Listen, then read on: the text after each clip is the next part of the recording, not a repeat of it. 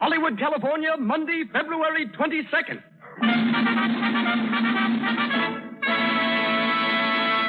The Lux Radio Theater presents Errol Flynn and Olivia de Havilland in Captain Blood with Basil Rathbone, Henry Stephenson, and Donald Crisp.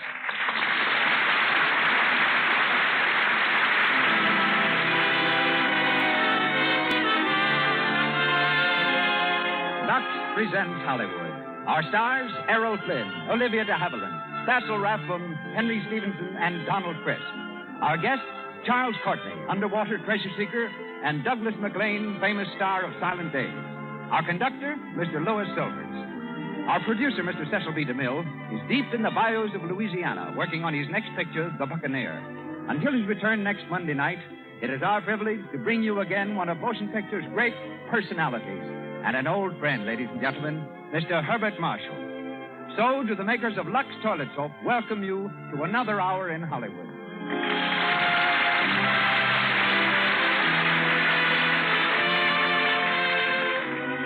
Now, a word to the ladies. If you've noticed lately that your shoulders, neck, and back are not as lovely as you'd like them to be, as soft and clear as the skin on your face, then ask yourself this. Are you giving them the very best of care? You probably use Lux Toilet Soap as a complexion soap. Do you use it as a bath soap, too?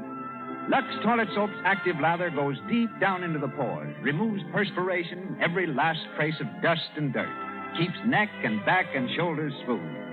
For a quick pick-me-up and to protect daintiness, make Lux Toilet Soap your daily beauty bath. And now, ladies and gentlemen, Mr. Herbert Marshall.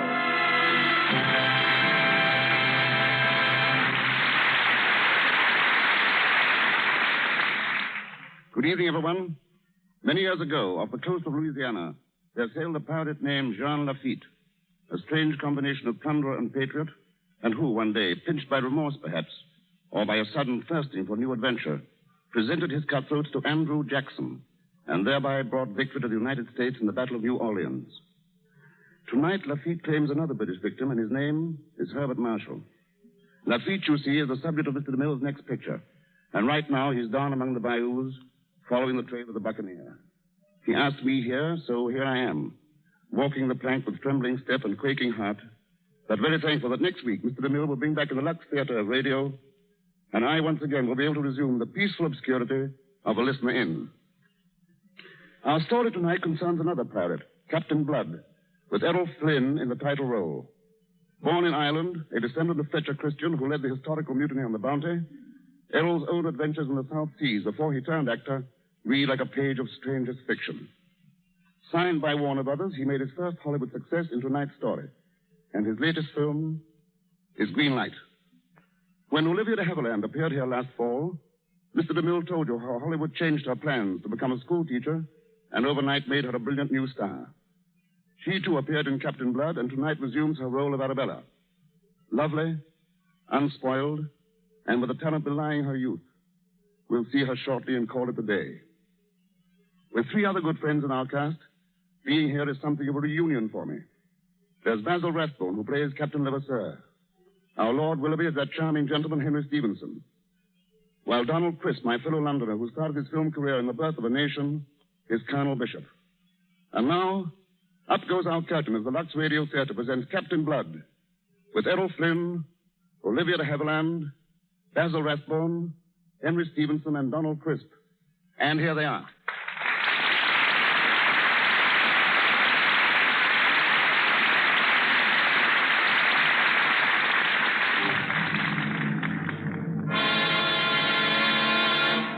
England, in the year 1685.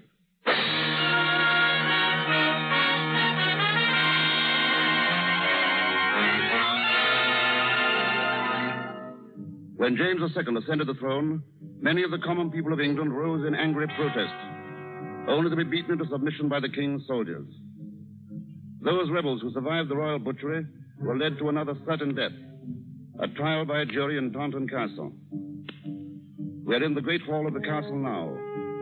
Among the 5 prisoners on trial is Peter Blood, a young Irish physician. He awaits his turn with poorly disguised impatience. Majesty's judge delivers the indictment. Here thy charge with being traitors against your most illustrious and most excellent Prince James II. Having no fear of God in your hearts, and being moved and seduced by the devil, you have stirred up war to depose said king. Therefore you are here to be tried before a jury of your peers. The clerk will call the prisoners. Jeremy Pitt. Yeah. Hold up your hand. Are you guilty or not guilty? Guilty. John Wolverstone. Guilty or not guilty? Guilty. Uriah Ogle. Guilty or not guilty? Guilty, praise be to God. Henry Hagthorpe. Guilty or not guilty? Guilty. Peter Blood. Guilty or not guilty? It's entirely innocent I am. Are you guilty or not guilty? You must say the right words. Words, is it? Speaking of words, I'd like to say a few about the injustice of keeping an innocent man locked up for 3 months in such filth and heat and ill feeding that my chief regret is I did not try to pull down the filthy fellow that sits on the throne. Silence. Are you entirely ignorant of the proper procedure in court? I am most happily ignorant up to now, and I could gladly have done without this acquaintance. Peter Blood, you were taken into custody at the same time as the other 4 prisoners. You were in their company on the night of the rebellion at Monmouth. Is that true? Yes, my lord. Then there is nothing more to be said except the passing of sentence. May it please your lordship, but there's a deal more to be said. I'm guilty of nothing, your lordship, unless it's adjudged a crime that a physician tried to save a man's life. What's this? Do you tell us you're a doctor, you rogue? I do, my lord. I was summoned on that night to the side of a dying rebel. I went and was surprised there with the other prisoners. A doctor? Where are your witnesses? Jeremy Pitt, who summoned me. Oh, Master Pitt will testify. He that is himself a confessed traitor. Is that your witness? I can bring 100 from the town in which I live. Have done with it. We have no time for all this. Gentlemen of the jury, inasmuch as Peter Blood has admitted aiding a traitor to your king, I hereby instruct you to return a verdict of guilty, that he may be justly punished for his treason. So, justice has come to that, has it? A man's to be hanged now for doing his duty, huh? You will not be hanged, Master Blood. His Majesty has graciously commanded that in the future all convicted rebels are to be spared. They're to be sent to the colonies in the West Indies to be sold as slaves. Clerk, have the prisoners removed. They will sail to the Indies within the fortnight.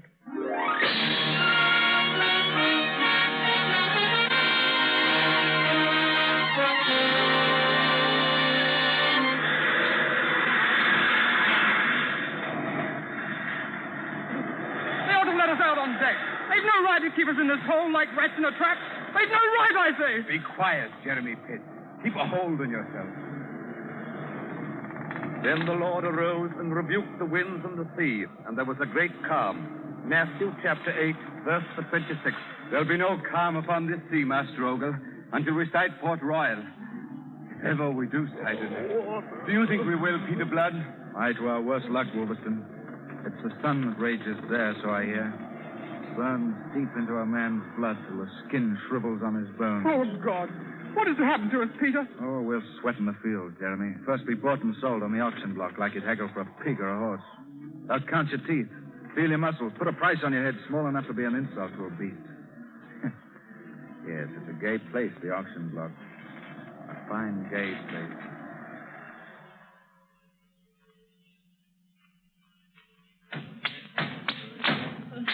Line those slaves up there! Line up there! Get in, you swine! Let them feel the whip. They'll move along fast enough. Well, shall we begin the sale, Governor Steve? Oh, no, not yet. We're waiting for Colonel Bishop. But Colonel Bishop is here now, Governor Steve. Here comes his carriage. Oh, yes. He's brought his niece, I see. Charming girl. Good afternoon, Colonel Bishop. Good afternoon. Good afternoon, Miss Arabella. How is my darling, the governor, and his foot? Every day I'm sure my gout can't get any worse, and every day it does. You know, Let's get on with the sale, Your Excellency. Oh, of course. My dear Colonel, according to the King's request, it's for you to take first choice, and at your own price. Egad, they're a weedy-looking lot. Not likely to be of much value on the plantation. The less you want, The more for Mr. Dixon. Dixon? Oh, Uncle, I wish you'd buy all the slaves.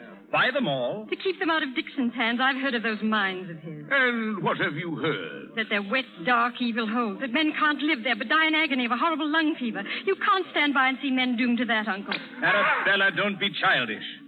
They should have been hanged, drawn, and quartered. Any fate they meet is too good for them. Start the sale. Here's the best of the lot, Colonel Bishop. His name is Wolverstone. Healthy and strong. Open your mouth. Good teeth. 15 pounds. Sold. Move along there. Next. Get up there, you. Here we are. Here's another good one, Bishop. Peter Blood. Looks healthy enough. Open your mouth. Open yours and we'll compare them. I'll wager my gums are in finer shape. Who is this bag of impertinence? Peter Blood, sir. A doctor he is. Stand over here. Now, open your mouth, you dog. If there's a dog here, let him show you his teeth. I'll show mine only to bite. There's a rebellious rascal, Arabella. Good for him. He has pride, Governor. Not so good for him, evidently. His pride will purchase him a ticket for Dixon's mine. He isn't there yet.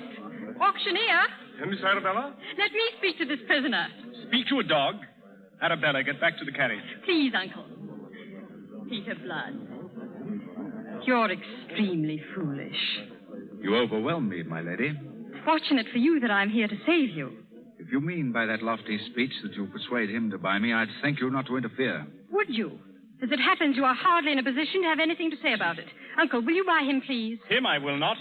Let him cool his head in Dixon's mine. I'll have none of him. Uncle. I say no. Very well. Mr. Dixon, will you make a bid? I'll give £5 for him. £5. That's an insulting sum to offer. Well, does anyone ever more? I do. I'll give £6. You flatter me. I'll give 8. Arabella, you're making a spectacle of yourself. Let me be. £9. £9. £9, Miss Arabella. It's a big price to pay for such a silly fellow, but £10.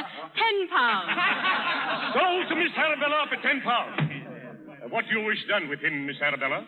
Oh, well, Don't be hesitant, my lady. Speak up. You've paid for me. I trust you've learned your lesson in appreciation. You may join my uncle's slave. Thank you. Your very humble slave, my lady. Arabella, get back to the carriage. Governor Steed will take you to the house. Of course, of course. This way, Miss Arabella.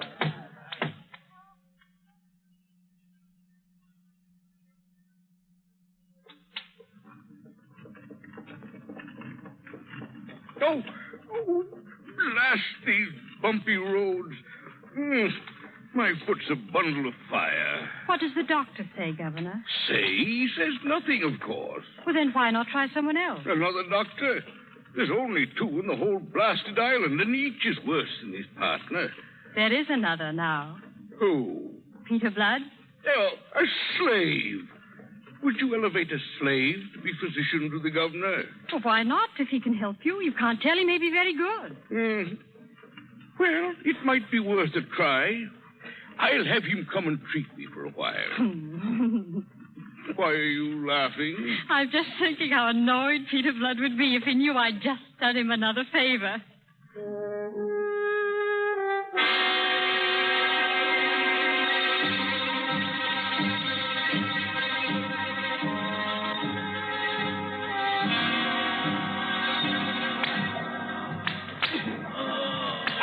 Faster, you swine! Turn that wheel!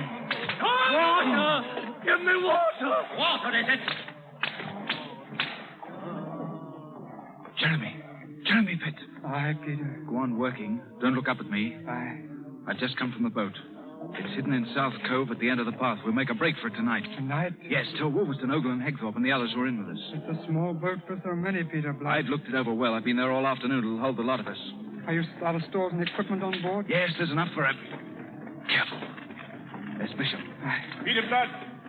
Peter Blood, you hear? Aye, when I'm addressed civilly. A taste of the lash might improve your hearing. Uncle, please. Be quiet. Where have you been? I've been at my work, attending to the governor at his house. You lie.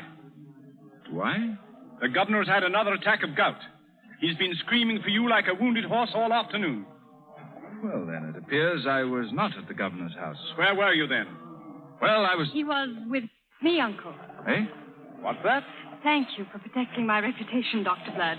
But it was a useless gallantry. My uncle knows that I spend my time with whomever I please. You might choose your company with better taste. His Excellency is waiting for you, Blood. Colonel Bishop. I'm coming. Get on up to the house, Blood, and don't delay. Would you care to drive up, Dr. Blood? Well, thank you. Drive on.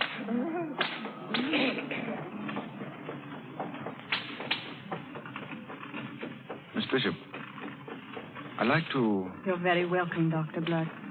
It seems that you're continually doing me favors. Faith, I don't know why. Neither do I. Yes, I do. It's because you're so very grateful and always thank me so prettily. Sure, now, you don't blame me for resenting you and your favors. This is interesting. I've had men tell me they have reasons for admiring me, and some few have even made claims to reasons for loving me. But for a man to store up reasons for resenting me, how refreshing. You must tell me a few of them. The first is reason enough. You bought me.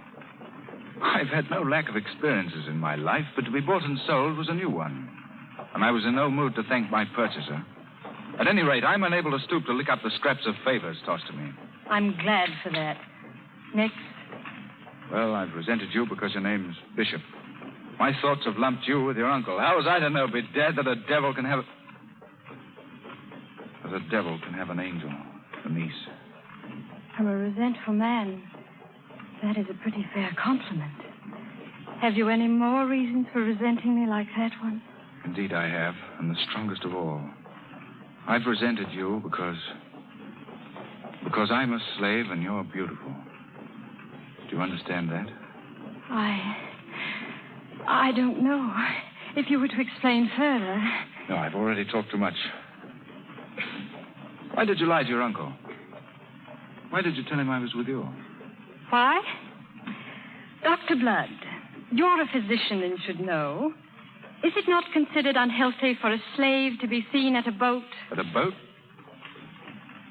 Why should it be? Boats put out to sea. Slaves may not. You're jumping at conclusions, aren't you? Am I? This afternoon I happened to drive past the South Cove. Fortunately, I was alone at the time. I see. Miss Bishop, it's difficult for an Irishman to apologize, but I hope you can forgive me for having thought badly of you. I will. I will if you tell me what you think of me now. How I think of you? I think of you as... Faith.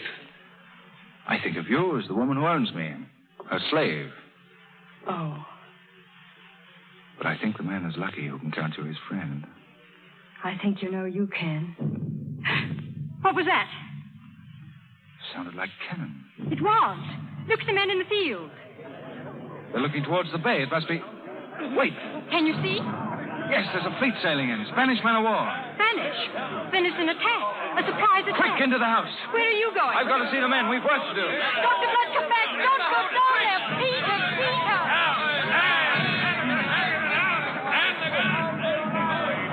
Jeremy, Wolverton, Ogle. Aye, Peter Blood. Here, everyone. They want us to defend the bay. Defend the bay. Aye, that we will. Listen, all of you. This is our chance. Our chance to be drilled by a cannonball. Listen. I want you to gather all the slaves, as many as have the spark of courage, and follow me down to the waterfront. What for? We need a boat, do we not? Aye. Then we'll have one.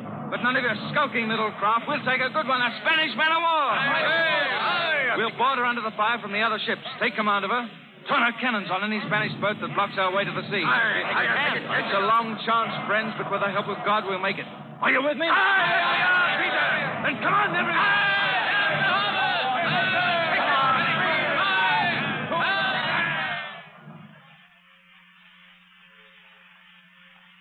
It's a miracle, I say. Did you see that boat, Colonel Bishop? A Spanish man of war saved the town from destruction. A Spanish boat, but manned by Englishmen, I'll warrant. She sunk the rest of the Spanish fleet and holds the bay alone. It must be that some brave party of citizens got aboard that ship and have taken it captive. Gad, I think you're right. Someone should go aboard and congratulate them. Yes, I'll have the longboat row me out. Oh. I'll not be long, Your Excellency. I hope your uncle does them full honor out there. They deserve it, Your Excellency. Whoever commanded that party was a brave man. A very brave man. I wonder who it could have been. I wonder.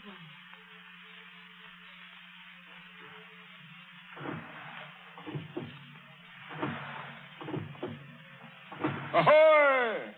Spanish man of war, ahoy! They don't answer, Colonel. That's strange. I'll go aboard. Pull over there by the ladder.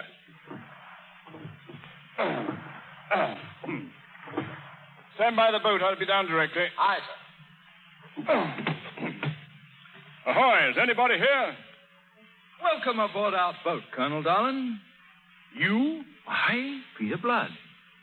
Was it you, then, who took this ship and turned defeat into victory? Myself it was. Myself and these, my friends, and, your friends. Gad, my life, it was heroic. Heroic, is it? Bedad, it was epic. Well, you amaze me. Upon my soul, you amaze me. Blast me, you deserve well. You all deserve well, and you shall find me grateful. How grateful? Well, I'll ask His Excellency to write home to the King on account of your exploit. And maybe some portion of your sentence shall be remitted. It's about what we expected from you. Colonel Darling, such unusual generosity from you must be making you feel very ill. Now, as your physician, I prescribe... Hang him! No. Wait. We do no hanging yet, man. Ogle, what do you suggest? So they took up Jonah and cast him forth into the sea. Are you ready, men? No. Let me down. One. Put me down. Go. No. Three. No. And then the whale came and swallowed Jonah, I hope. What now, Captain Blood? Captain, is it? Aye. So be it, then. Each man to his post. Make ready for sea. Make ready for sea. Up into the shrouds, men. Take the helm, Jeremy. Aye. But a name. We must have a new name for the boat. What name shall it be, Captain Blood? A new name, eh? Very well. We'll call her the Arabella. The Arabella it is. Aye.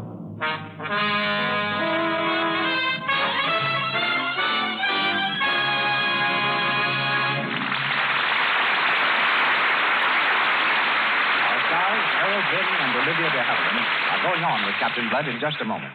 Now, a short side trip to the home of a reporter from one of the famous movie magazines. This particular reporter has a new roommate from New York. Let's listen in. Peg, do me a favor, will you? Kind of look over this beauty article tonight. I walked the dressing rooms of every studio in Hollywood today to get the dope for it. Oh, why don't I get jobs like that? I've never been in a studio dressing room yet. Boy, I'll bet those screen stars have some plenty expensive beauty aids around. Upkeep on million-dollar complexions must be something. Hey, don't tell me it's news to you that screen stars use Lux toilet soap.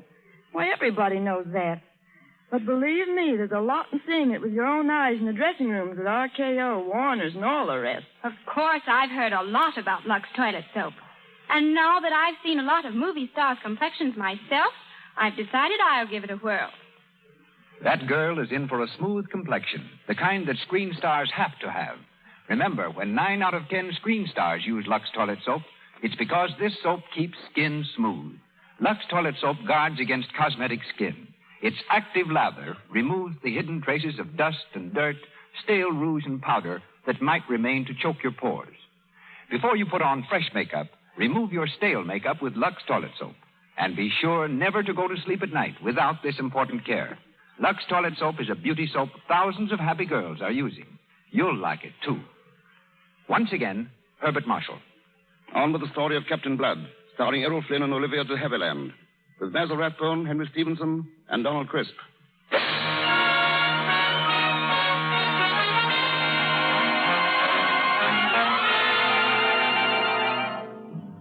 When Peter Blood and his men sailed out of Port Royal, a price was set upon their heads. Unable to put into any civilized port, they took the only course open to them. They turned to piracy.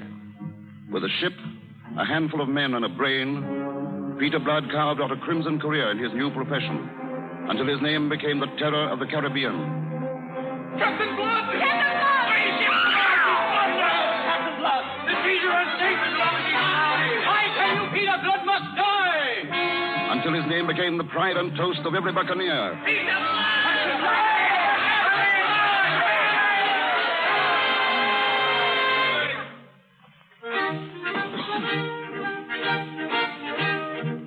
Tortuga, an island off the coast of Haiti, was the one haven of refuge for pirate craft. Captain Blood and his men are there now, in an evil-smelling tavern, dimly lit by hanging lanterns, crowded with drunken, leering buccaneers.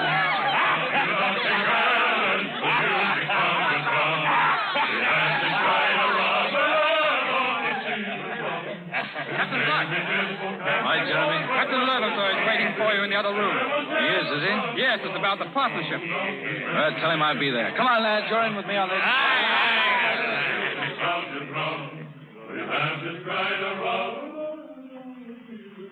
It is as I tell you, mon Captain Blood.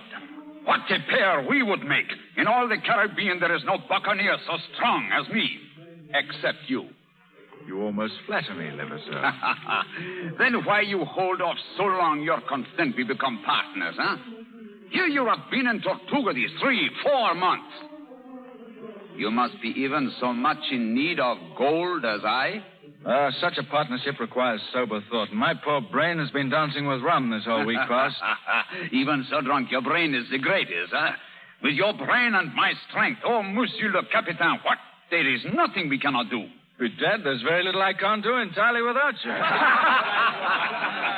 My men are much in favor of the partnership. That is so, men? And my men, I'll leave it to them. Are you in favor? Very well, then. It's done. But wait, Levasseur. It's understood, is it not, that we sail under my articles? It is, but I do not like so very much your so strict rules about women. No women to be taken as prisoners. Agreed? May we? To get you as a partner, mon capitaine, I would agree to anything. Now, what is the first order, mon capitaine partner? We sail with the tide. Outside the harbor, we'll scatter. Each ship will proceed singly in order to pick up what stray prizes we may run into on the journey. We'll converge at the island of Virgin Magra. Magnifique. I give you the toast. To our so great success. Let me give one to the greatest captain on the coast. Captain Levasseur. Captain Blood. Here, Captain Blood.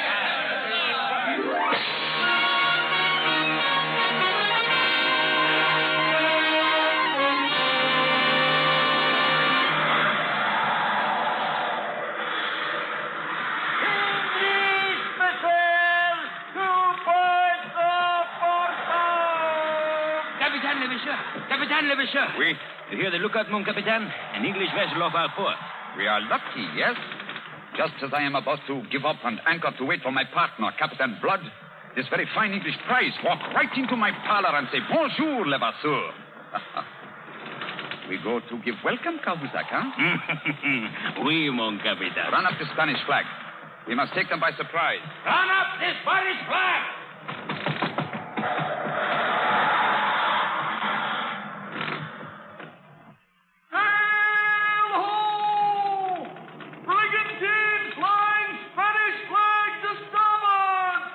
Spanish vessel, the lookout says. Do you see it, Lord Willoughby? Aye, there it is, Miss Arabella. Oh, yes.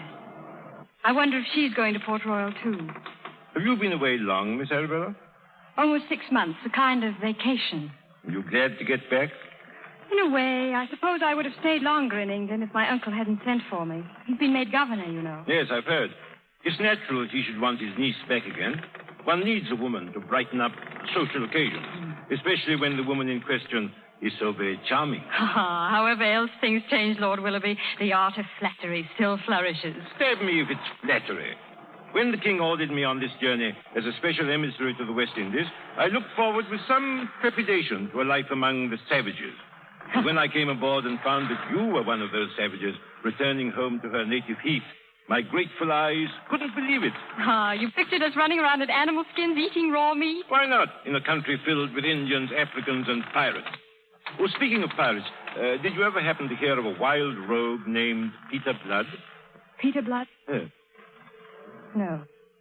I don't know him. I hardly number pirates among my acquaintances. No, of course not. Silly of me.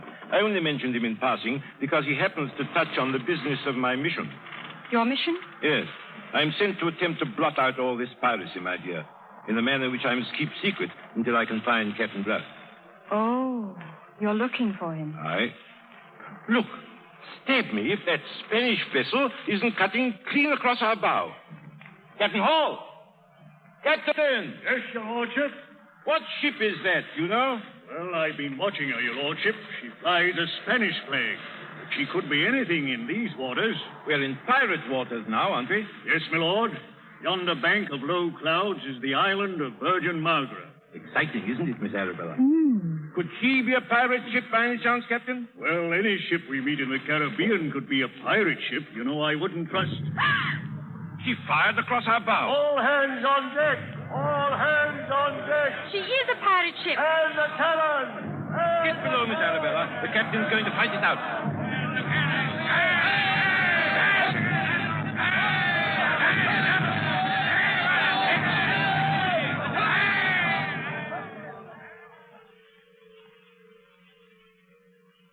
Yes, my friend.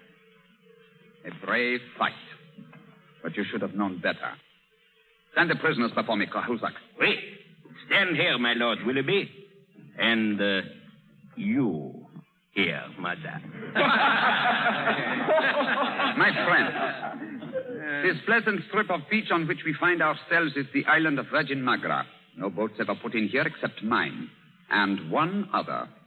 So you may put aside any hope of rescue that may be in your mind. The ransom for you two, Lord Willoughby and the so charming lady, is fixed at 20,000 pieces of 8, and I shall provide a boat for you to go to Governor Bishop at Port Royal to collect it, Lord Willoughby. Meanwhile, Mademoiselle remains with me as hostage. I find it very lonely on this island. I refuse. Absolutely and utterly. My friend, do you see this knotted cord? It is capable to screw a man's eyes out of his head. Very well. Do your worst. Lord Willoughby, thank you, but don't be foolish. You can't fight against them. Mademoiselle is right. I beg you to spare yourself, monsieur. And the young lady. I have been too modest. But since I have said 20,000 pieces of 8, I have said 20,000 pieces of 8. And for what, if you please? You said 20,000 pieces of 8. Peter Blood. Good morning, Levasseur. Captain Blood, I did not know you were on the island. Oh, yes. We arrived late last night and put into a cove a few miles to the west.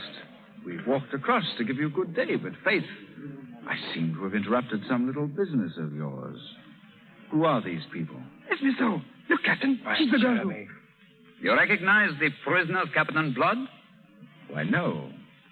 Who are they? Well, I have captured them. A titled Englishman at the niece of the governor of Jamaica. Really? Then I suppose congratulations are in order. But had you forgotten there is an article in our agreement forbidding the taking of women prisoners? That so foolish article of yours. I was not aware you regarded it so when you signed. Would you care to dispute my opinion now? Your men against mine. No, not this morning, thank you. As you say, a foolish article. That is why these prisoners are of my own, a matter personal. And the 20,000 pieces of 8? Also, a matter personal. Whatever valuables come into our possession are the joint property of all our company. Then it is I should cut the prisoners up in so many little pieces and pass them around, eh? Yes. Obviously, these prisoners, and especially the young lady, must be kept in someone's hands for, shall we say, safekeeping. But why your hand? Why shouldn't Pierre have her? I should have her. Or Ralph, or Jacob. Since she's as much their property as yours. Come here, girl. Here, I say. What do you want with me? I want to look at you. Be damned if I blame you, Levasseur. A trifle skinny, perhaps. But an attractive baggage at that. And now, my captain, since you covet what is our joint property of war, you may have her, providing you're willing to buy her. Buy her? Yes, at the price you yourself have set upon her. 20,000 pieces of 8. That is right, mon capitaine. It is reasonable. It is in the article. What is in the articles, you fool? Where do you suppose I have 20,000 pieces of 8? Then let someone buy her who has. Who? I. You? I don't wish to be bought by you. Well, someone once told a slave it happens that you are hardly in a position to have anything to say about it. You want the girl? Yes, why not? And I'm willing to pay for what I want. There's your ransom. And now, mademoiselle, if you please. No! Let go of that girl. Captain, never, sir, do not. It is honorably settled. It is not settled to me. He'll not take her while I live. Please do not take her when you're dead. Put down your sword! The 2 breaches in our articles committed by you. You should be ruined. What that? That's what I intended for you in the end. But since you prefer it this way, you muckrake. Please, I'll be humoring you. Keep a close guard, Levasseur. Look for your own mark, Capitan.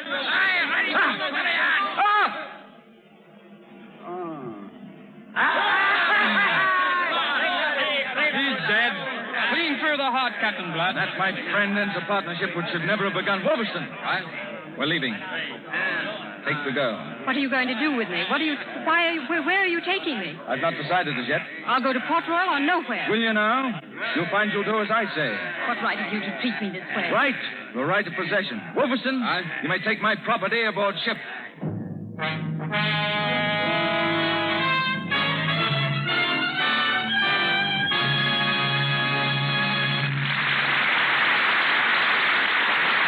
We pause for station identification.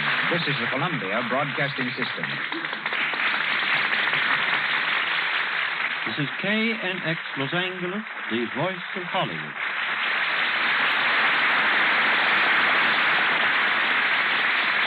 Olivia de Havilland and Errol Flynn resume the events of our play shortly.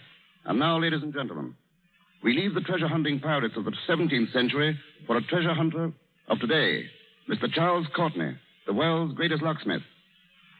His uncanny ability to find the combination has carried him all over the world, led him to save innumerable lives and risk his own as many times, and recover in all over $50 million in treasures lost on land and sea.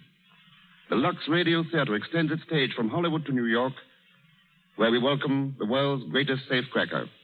Mr. Charles Courtney now speaks to you from New York. Thank you, Mr. Marshal. Captain Blood took his treasure from ships that sailed on the seas.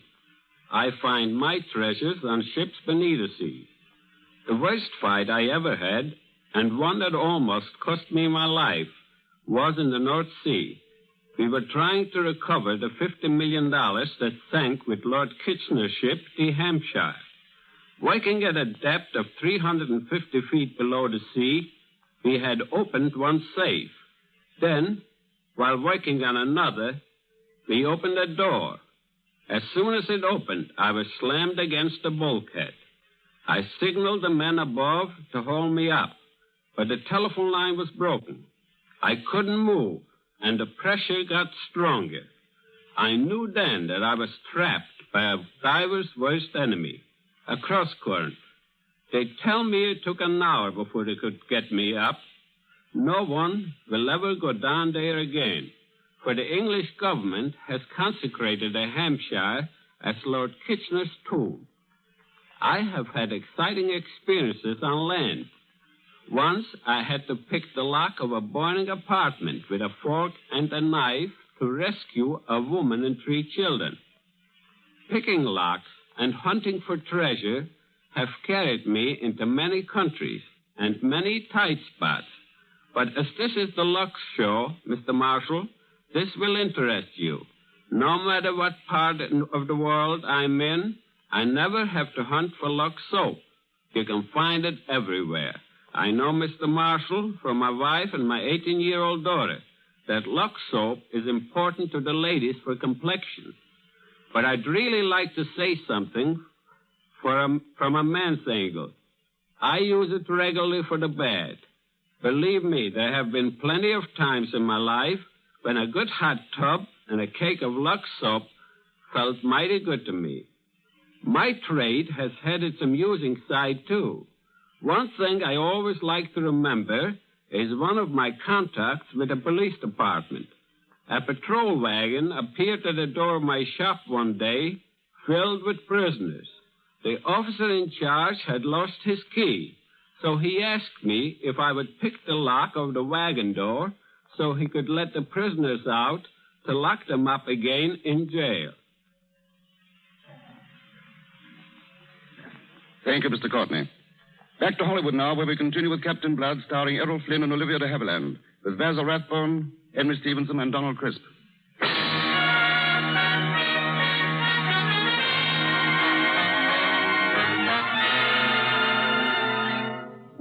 Captain Blood's unchivalrous actions toward Arabella were prompted by necessity, to safeguard her from the men.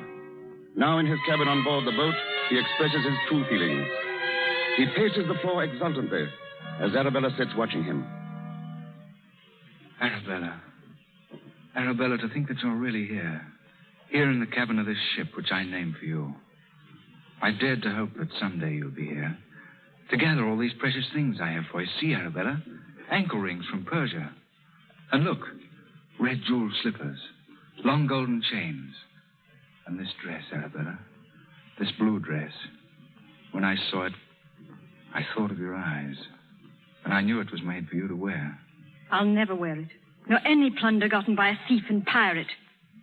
Thief and pirate? Thief and pirate. Arabella, you... I've seen your pirate ways. I've seen myself bargained for and fought over. A combat between jackals.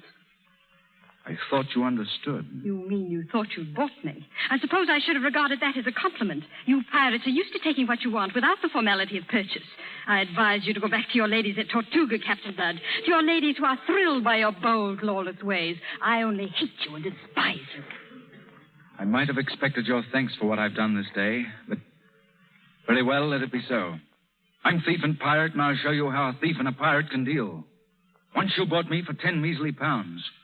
Now I bought you for considerably more. The amounts of no matter. What matters is that now I own you as you once owned me. You're mine, you understand? Mine to do with as I please. Captain Blood. Well? Lord Willoughby sends his compliments and requests that you talk to him at your earliest convenience. He's sent out by the king himself. You can return his compliments and tell him to go to the devil. I'm not convenient to any friend of the king. Aye, sir. Oh, wait. I'm going on deck. Jeremy, take this lady to her cabin and see that she stays there. Aye, sir.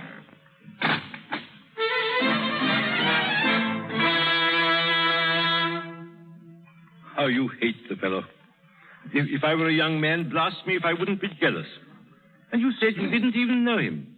He was once my slave. Your slave? Then you must have known him well. I did. He doesn't seem such a bad fellow for a pirate. In those days, I thought him an unfortunate gentleman who had suffered a great injustice. When he made his escape, I was thrilled and happy. That was before I knew how he would use his freedom. Not to argue with you, my dear, but how else could he have used his freedom? An escaped slave, a homeless convict. And aren't you forgetting that a man's bitter heart may demand its revenge? That's the unforgivable thing, to have held his revenge above all else and so to have destroyed himself, for he has. I've seen pirates. I know what they are. Cruel, evil, greedy, plundering peaceful cities, torturing their captives. Beasts out of hell they are. Are you so much in love with him? In love with him? To care so much what he does? I don't care in the least what he does. Someone should for what he's doing now. Still, your uncle commands the fleet at Port Royal. That much is fortunate. Why? What's this about Port Royal and my uncle? He amazes me, this Peter Blood. That's where he means to take us. No, he can't. I'm afraid he can if he wants to. They won't let me near him. He's alone on his quarterdeck in a fine Irish temper, I expect. But I learned from the pilot... Lord Willoughby, he mustn't. Mustn't take you to your home? To your uncle? He has no more bitter enemy in the world. My uncle is a hard, unforgiving man. He lives in the hope of one day taking and hanging Captain Blood. Captain Blood probably doesn't know that, of course. I doubt it would make any difference if he did. He's chivalrous to the point of idiocy. And yet he's been what he has been these last 3 years. And done what he's done.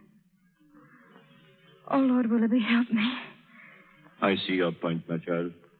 But it's something you'll have to decide for yourself. Life can be infernally complex.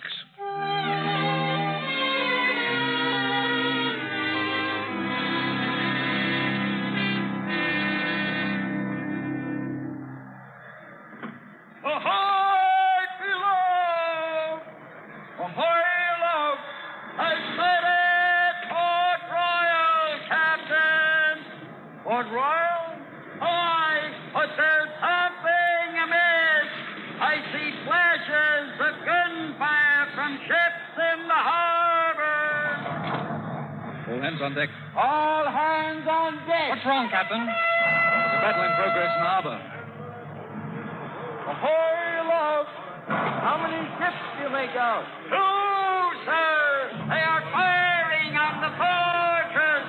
The fortress is replying! It's an attack attack on Port Royal, then, but who? Pirate craft, perhaps. I wish I could make out their flags. Captain Blood. Aye? For days I've been trying to see you, Captain. And now, if I may speak to so inaccessible a person, perhaps I can supply you the answer. You can? If Port Royal is attacked, they are likely French ships. French? Why French ships? When two countries are at war and one is attacked, who would it be but the enemy? England and France at war? You mean you didn't know? Where have you been the past 2 months? At sea. Out of touch with the world. Ahoy! Below! The fire from the fortress is weakening! One ship is already firing on the town! But where is the English fleet that's supposed to protect the town? I can supply the answer to that. It's out chasing pirates. Bishop wouldn't let his fleet leave its post in time of war. He wouldn't dare. No? Colonel Bishop is a very old, and I may say a very dear friend of mine. It's probably me he's after. Fool planter. And me in his own front yard. Hard aport with the helm, Jeremy. Aye. Helmsman, hard aport! Aye, sir. May I ask, Captain, what are your intentions? I set out to land you at Port Royal, your lordship, at some risk to myself from the English fleet. Now a stroke of luck has removed them from the picture. Well, we'd best be turning back. Can you, an Englishman, be thinking of leaving when yonder an English town is being taken? Well, of what should we be thinking? Of the honor to fight for your king. To fight for my king, is it? You hear that, lad?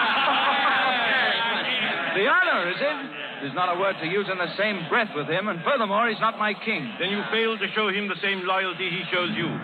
Loyalty now? Honor and loyalty. Fine words to describe him. He was loyal enough to send me to seek you out, to offer you pardon for your past crimes, freedom from your slavery, and more than that, a commission in his own navy for you and your men. What? The king wants us to join his navy? You can read the document for yourself, Captain Blood. I wouldn't soil my hands with it. I'd rot before I'd serve him.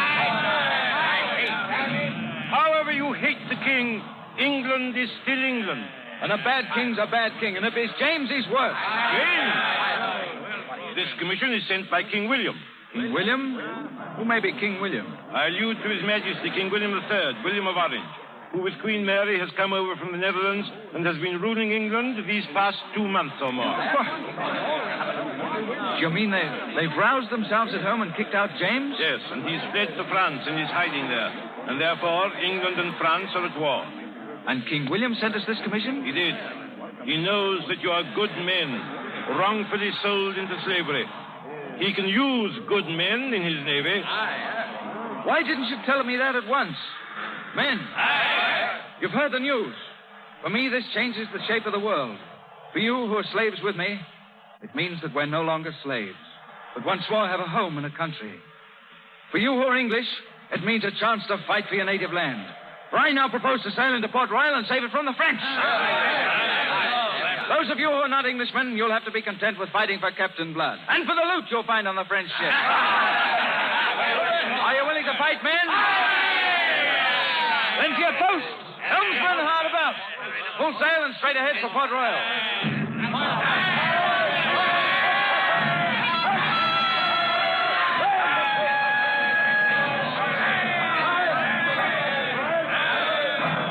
Stand fast there. Now the starboard broadside. Fire! We haven't yet, Captain. One of their boats is on the run. Cannot get far. She's crippled. I will pick them both.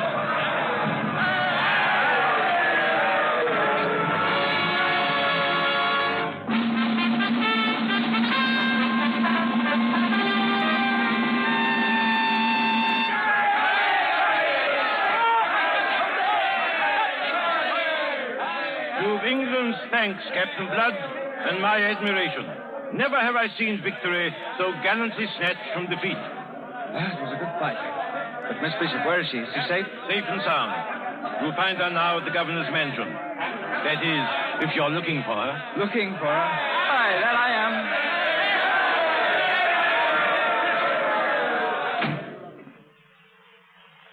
Good evening. Peter Blood. I thought you'd gone. Well, faith, I've only just arrived. But you can't stay here. My uncle's just returned. Yes, I know. You know. Well, what are you going to do? Just stay here? Oh, no. It's impossible. You mustn't stay here. He's sworn he'll hang you. Well, I doubt if he will. I've always been bad luck for your uncle. But you can't know the threats he's made. His whole life is spent in searching for you. Well, now he's found me. Well, you can still save yourself. Please, please, for my sake. For your sake? I'll hide you. What do you mean, for your sake?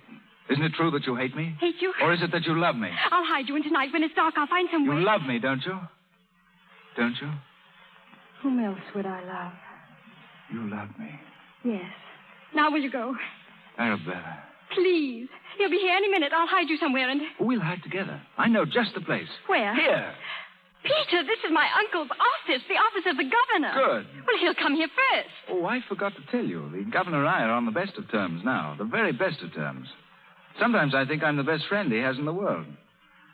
When did you find out you love me? Oh, you must be mad. He's a nice man, the governor, you know. He lets me come and go here as I please. In fact, look, he even lets me sit in his chair. See? Listen, my uncle, he's coming through the streets now. They're cheering him. Cheering, is it? That's a strange kind of cheering, I'm thinking.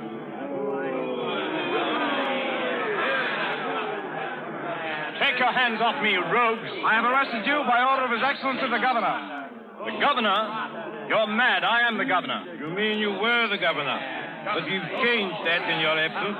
Bishop, you're removed from office for abandoning your post in time of war. Who the devil are you? My name is Willoughby. I'm a special emissary from His Majesty the King. Lord Willoughby? You were informed, I think, of my coming. Oh, yes, yes. And yet you went off on some wild goose chase after a pirate, leaving your capital to the mercy of the enemy. It's a serious matter, Colonel Bishop, as you may find. But your lordship... I'm not concerned to hear your reasons, man. His Excellency the Governor will hear you. The governor? You'll find him inside the house. It rests entirely with him, whether you're hanged or not. This is one more item to the account of that scoundrel Blood. By heaven, what a reckoning there'll be when we meet.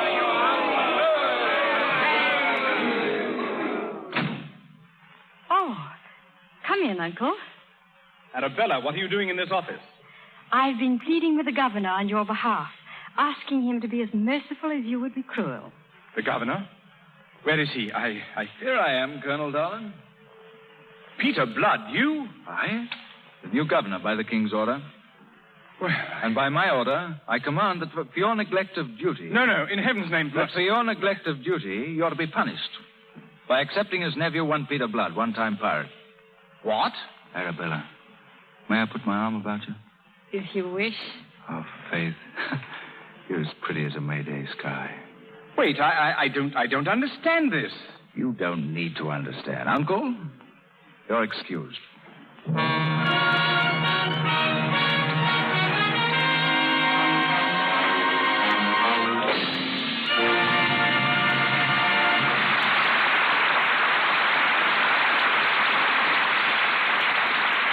And so we ring down our curtain on Captain Blood, but not on Errol Flynn and Olivia de Havilland, who return to us in a few moments. Douglas MacLean is one of the 4 or 5 major stars of silent days, still most prominently identified with films. He starred in such pictures as The Hottentot, 7 Keys to Baldpate, and 23 1/2 Hours Leave. Then he turned producer, sponsoring So Red the Rose, Accent on Youth, and Mrs. Wiggs of the Cabbage Patch, to name a few. Today he is head of Douglas MacLean Productions, whose pictures are released by Grand National, the most recent of which is Great Guy, starring James Cagney. Ladies and gentlemen, Mr. Douglas MacLean.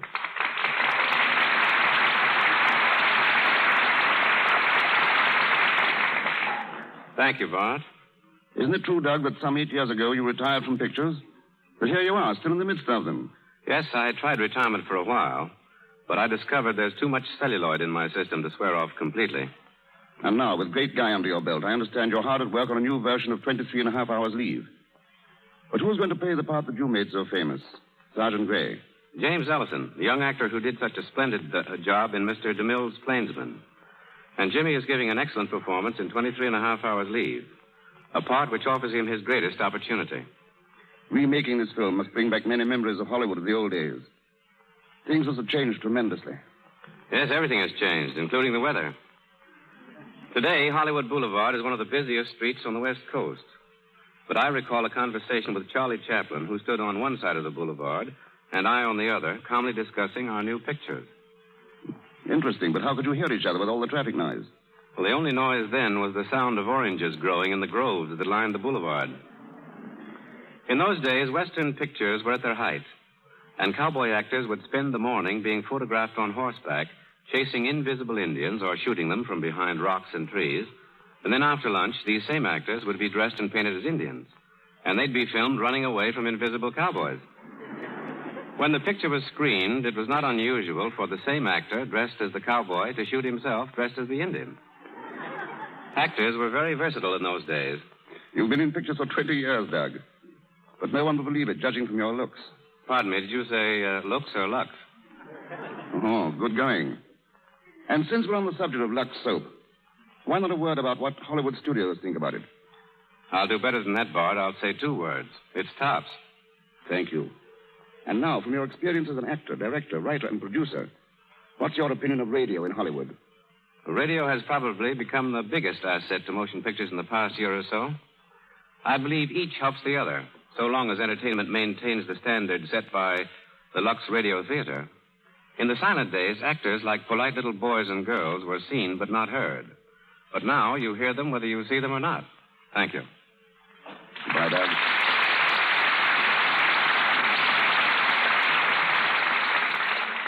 As a consistent Lux listener, I know this is the time when Mr. DeMille calls forth the stars to shine again, and so shall I. Ladies and gentlemen, Errol Flynn and Olivia de Havilland.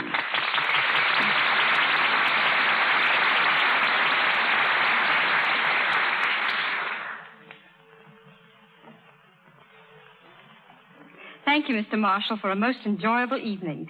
Nowadays, we're all inclined to look upon a life as adventurous as that of Captain Blood as being entirely to the romantic past. But our friend, Mr. Flynn, can put some of those old-timers to shame. And what have you to say to that, Errol? Well, life is still rather primitive over there in New Guinea. I spent 6 years in the islands, first as a patrol officer of the constabulary. If you can picture me as a cop, you'll realize about how primitive the place must have been. And what happened after that, Constable Flynn? Well, I grew a beard and became a beachcomber. When I got tired of combing the beach and the beard, I traded a bit in pearls. After that, I got hold of a schooner and went in the copra business. Errol wouldn't tell you that he's written a book about another voyage he made, but he has. It's called Beam Ends. It's just been published, and a very fine book it is. Errol, you're leaving tonight on a new trip, aren't you? Yes. Flying to New York in an hour, and then I sail for Europe. I hope to get a look at the Spanish War, and on the way home, perhaps spend a few weeks in South America. But that's enough, I think. How about you, Olivia? Well, after working in 2 pictures with me, Errol, you should know what a singularly uneventful life I lead. But it's a very happy one. And I'm looking forward to making a picture soon with Leslie Howard. And then next summer, if things turn out as I hope they will, I plan to spend 3 whole months touring the country in an automobile and really seeing what the United States look like. And now, before I say goodbye, I'd like to congratulate the sponsors of this program for their marvelous product, Lux Toilet Soap. It's the finest complexion care I know of, and whenever girls ask my advice, I always recommend it. Thank you. Goodbye, Bart. Many thanks. To both of you, all the luck in the world. Thank you, Mr. Havilland, Mr. Flynn, and Mr. Marshall. Ladies and gentlemen, this is your announcer, Mel Delroy. Before Mr. Marshall tells us of next week's program, may I say that Mr. Flynn, Mr. Havilland, Mr. Rathbone, and Mr. Crisp appeared through courtesy of Warner Brothers, Mr. Marshall, RKO, and Columbia Studios, and will next be seen with Marlene Dietrich in The Angel. Mr. Silvers is from 20th Century Fox, where he was in charge of music for the new film Love is News. And now, Herbert Marshall. Next Monday night, when you and I tune in the Lux Radio Theater, we'll find Cecil B. DeMille resuming his regular place at the helm, bringing us a star and story warm to our hearts. The story will be Peter B. Kine's Cappy Ricks. In the title role, one of the finest character actors of the stage, screen, and radio, a man beloved by millions throughout the country. Ladies and gentlemen, Charles Winninger. And with Mr. Winninger, Richard Allen and Sally Eilers. And now I join the makers of Lux Toilet Soap in inviting you to listen in again next Monday night, when the Lux Radio Theater, here in Hollywood, presents Charles Winninger, Richard Allen, and Sally Eilers in Cappy Ricks, with Cecil B. DeMille back again as producer. This is Herbert Marshall bidding you all good night. This is the Columbia Broadcasting System.